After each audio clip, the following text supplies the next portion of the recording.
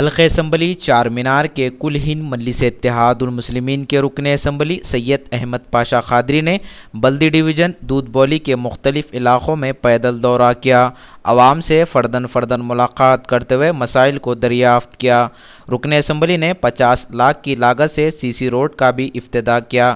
جامعہ نظامیہ کی سڑک کا بھی جائزہ لیتے ہوئے عہدیداروں کو ہدایت دی کہ جلد از جلد کاموں کو مکمل کریں، جس پر عہدیداروں نے رکن اسمبلی کو دیا تیقن۔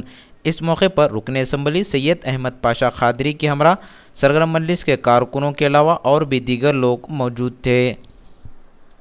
دودھ بولی کی ایک روڈ سی سی روڈ جو 50 لاکھ کی لاگت سے جس کا کام کا آغاز ہوا تھا، قریب الختم ہے وہ کام۔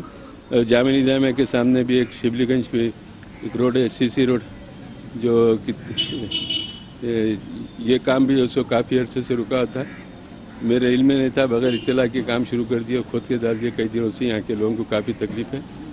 نظامیہ سے مولانا مفتی خلیل احمد صاحب کی توجہ دہانی پر آفیسروں کے ساتھ دورہ کر کے کام کا آغاز کیا گیا۔ انشاءاللہ آج اور کل 2 دن کے اندر یہ کام کی تکمیل ہوگی۔ انجینئروں نے کھڑے رہ کے کام شروع کروا دیا ہے اور یہاں پر ترقیاتی کاموں کا سلسلہ جاری ہے۔